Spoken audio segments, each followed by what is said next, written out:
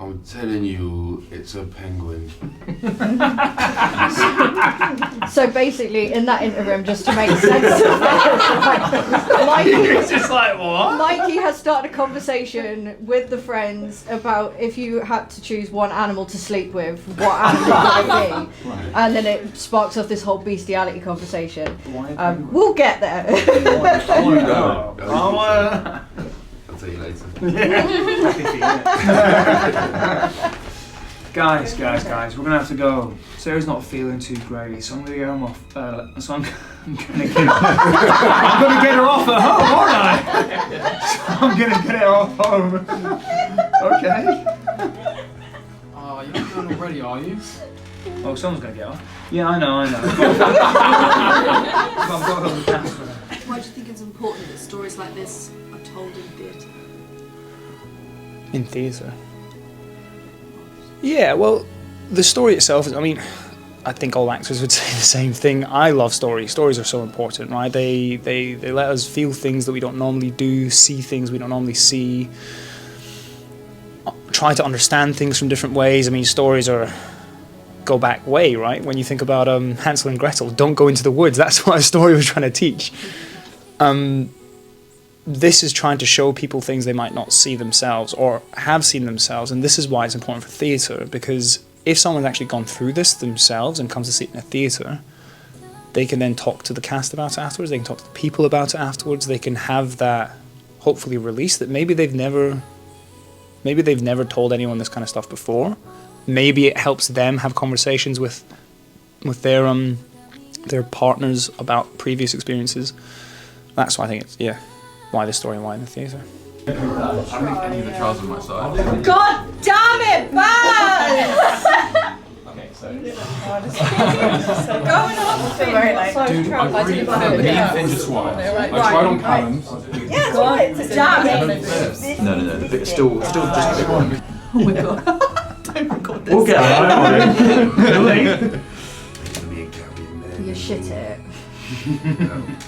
We can't decide. We need a woman's touch. Why do you think it's important that stories like this are told in theatre? I think it's important for the people that go through it. I think I spent a very long time myself not having a voice afterwards, and people often think that when you leave a domestic violence situation or you leave an abusive situation, that's the end of it and then you could just go on and be happy. What they don't tell you is actually for years afterwards you're still not yourself. And I think a lot of people really struggle to find their voice after they've been through it. I think people that go through it definitely don't have a voice. And I think for me, myself, it could have gone one or two ways. Like writing this, I could have been one of those people that let it affect them forever in a negative way, and then I turned into an awful person and never had another relationship again. Or I could be that person that puts it into a medium where I can share my story and I can show people that you can have a life after domestic violence, you can get out and you can be safe and you can be happy. And also it's really important that people know that they are lovable, because it's one of the main things that you lose when you're in that sort of relationship. You think nobody else will ever have you, when actually it's the complete opposite. Yeah, what would it actually Just standing there with your That's right. Cut mine. Relax your eyes a little bit. And look, there you go. Do that again. What was it about Mikey that made you want to get involved with this play?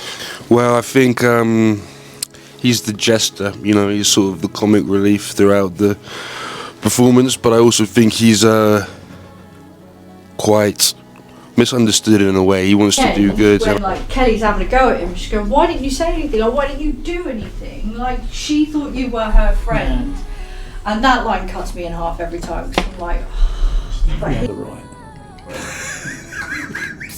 Sorry. So sorry. Every single one of you have done that so far. Everyone does it. How does the play handle the subject of domestic violence? I like how the villain of the play doesn't necessarily come across as a monster. It's something that sort of slowly emerges through domestic violence in terms of, you get emotional dependency, gaslighting, isolation, before you get to the outright physical violence. So there's this.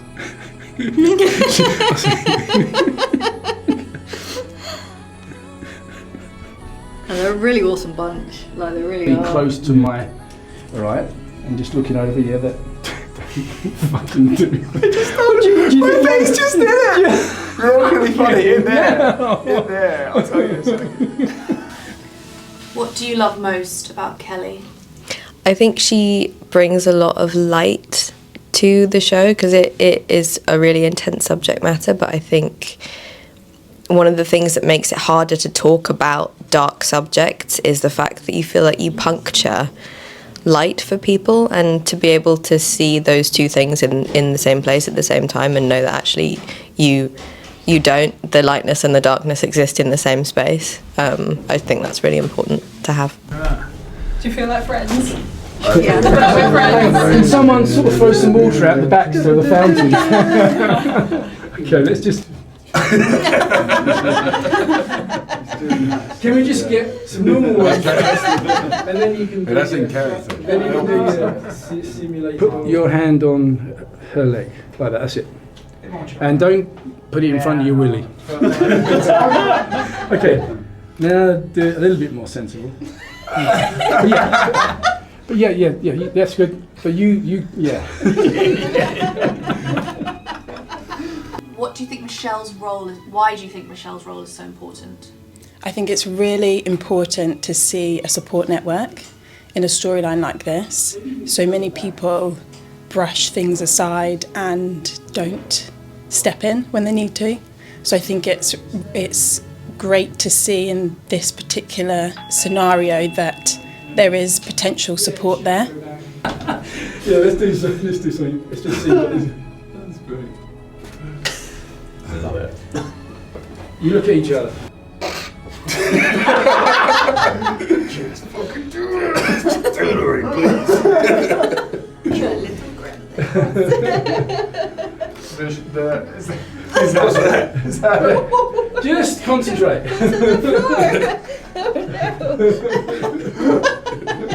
Why do you think it's so important that stories like this are told?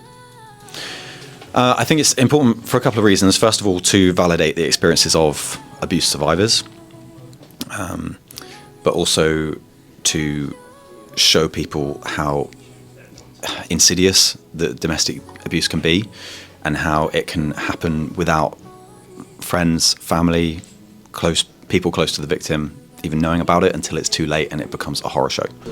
Going down and chatting to her and stuff. Right.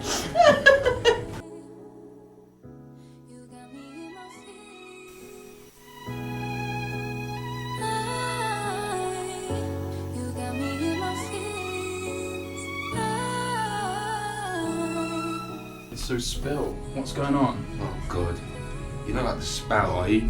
What the fuck does up the spout mean? You know, bun in the oven, cooking a turkey, carrying preggers.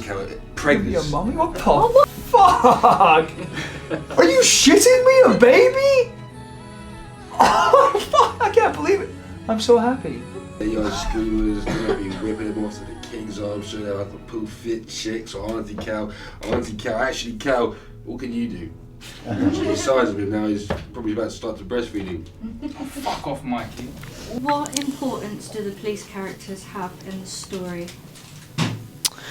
They're important because they show the differences in how the police force can deal with issues like this. I don't know if this is a spoiler, but what really stood out to me was the male policeman and how he doesn't believe Sarah and how unfortunately There's so many policemen like that in our police force, and I think it's important to highlight that fact. Yeah.